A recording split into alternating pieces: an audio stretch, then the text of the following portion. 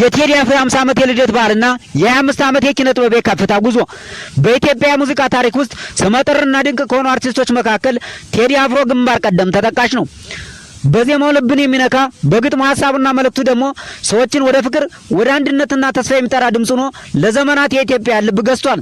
ዛሬ ደግሞ ይህ ታላቅ የኪነ ጥበብ ሰው 50 ዓመት የልደት በዓሉን በክብርና በደማቅ ስነ ስርዓት አክብረዋል። ቤተሰቦቹ፣ የሙያ አጋሮች፣ ወዳጆችና በሺዎች የሚቆጠሩ አድናቂዎች ከጎኑ ሆነው የኪነ ጥበብ ጉዞውን አክብረዋል። ቴዲ አፍሮ በአገሩና በወገኑ ላይ ያሳረፈው አሻራ ከዘፈን በላይ የሆነ ታሪክ መሆኑን በተግባር አስመስክሯል። የኢትዮጵያ የሙዚቃ ንጉስ የፍቅርና የአንድነት ልሳን የሆነው ተወዳጁ አርቲስት ቴዲ አፍሮ ወርቃማውን የ50 ዓመት የህይወት ጎዳና አጠናቆ ወደ አዲስ ምዕራፍ ተሸጋግሯል። ይህንን ልዩ በዓል ምክንያት በማድረግ ላለፉት 25 ዓመታት ልባችን በዜማ የገዛውን የዚህን ታላቅ አርቲስት አስገራሚ የጥበብ ታሪክና ዝርዝር እውነታዎችን ነው ብለናል። ቴዎድሮስ ካሳሁን ሐምሌ 7 ቀን 1968 ዓ.ም በአዲስ አበባ ከተማ ተወለደ። ያደገው በኪነ ጥበብ ቤተሰብ ውስጥ ሲሆን አባቱ ታዋቂ ጋዜጠኛና የኪነ ጥበብ ሰው አቶ ካሳሁን ግርማሞ ሲሆኑ እናቱ ደግሞ የውዝዋዜ ባለሙያ ወይዘሮ እጅጋየሁ በየነ ናቸው። በኪነ ጥበብ የተከበበው ቴዲ አፍሮ ገና በልጅነቱ የሙዚቃ ፍቅር እንዲያድርበት አድርጎታል። ቴዲ አፍሮ የኢትዮጵያ ባህላዊ ቅኝትን ሬጌን ከዘመናዊ የሙዚቃ ስልቶች ጋር በማዋሃድ የራሱን ልዩ መስመር የፈጠረ አርቲስት ነው። በአልበሞቹ ያስመዘገባቸው ታሪካዊ ስልቶች ከብዙ በጥቂቱ አቦጊዳ በ1993 ዓ.ም በሙዚቃው ዓለም አዲስ ታሪክ ይዞ የመጣና እንደ ልጅነት አላት፣ ኃይሌ ኃይሌ ባሉ ስራዎቹ በአጭር ጊዜ ውስጥ ለሁሉም ሰው ክስተት የሆነ ለመጀመሪያ ጊዜ የታወቀበት አልበሙ ነው። ያስተስራያል በ1997 ዓ.ም በኢትዮጵያ ሙዚቃ ታሪክ ውስጥ ከፍተኛውን የገበያ ሽያጭና የህዝብ ተቀባይነት ክብረ ወሰን የሰበረ ነበር። በወቅቱ ከነበረው ማህበራዊና ፖለቲካዊ ውጥረት ጋር ተዳምሮ የብዙዎችን ልብ የሳበ ታሪካዊ አልበም ነበር።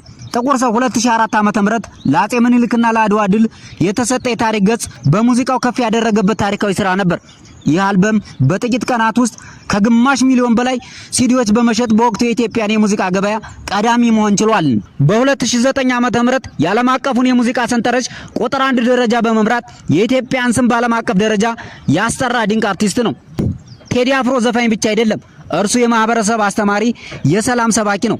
በሙዚቃዎች ውስጥ የሀገር ፍቅርና አንድነት ልዩነቱን ወደ ጎን በመተው በፍቅርና በአንድነት እንድንቆም ሁልጊዜም በዜማዎቹ አስተምሮናል። እንደ አጼ ቴዎድሮስ፣ እንደ አጼ ኃይለ ሥላሴ፣ እንደ አጼ ምኒልክ ያሉ የሀገሪቱ መሪዎችን ታሪክ በማንሳት አዲሱ ትውልድ አገሩንና ማንነቱን እንዲያውቅ አድርጓል። ታላቅ ሰዎችን ማክበር ለአትሌት ኃይለ ገብረስላሴ፣ ለደራሲ ስብሐት ገብረ እግዚአብሔር አገር ባለውለታዎችን ትልቅ ክብር በመስጠት በዜማው አሞግሷቸዋል። እንደ ብዙ ታላላቅ የኪነ ጥበብ ሰዎች ሁሉ የቴዲ አፍሮ ጉዞም ከፈተና ነጻ አልነበረም።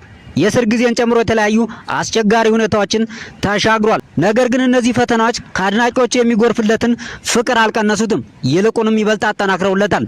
ከእስር ከተፈታ በኋላ የተደረገለት አቀባበል በኢትዮጵያ የሙዚቃ ታሪክ ውስጥ በልዩ ክብር የሚዘከር ክስተት ነበር።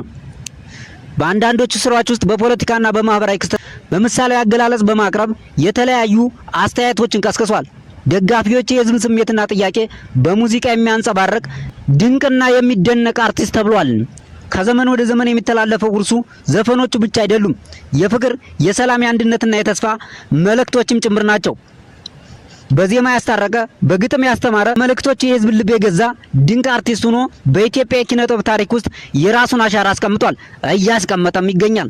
ቴዲ አፍሮ ከተወዳጇ ሞዴልና ተዋናይት ከአመልሰት ሙጬ ጋር በትዳር ተሳሰረ ረጅም ዓመታትን ያስቆጠረ ሲሆን 4 ልጆች አባትና ለአርአያ የሚጠቀሱ ውብ ቤተሰብ መመስረት ችሏል። ታላቁ ቴዲ አፍሮ እንኳን ለ50ኛ ዓመት የድል በዓል አደረሰህ። ቀሪ ዘመንክን የተባረከ ያድርግልህ።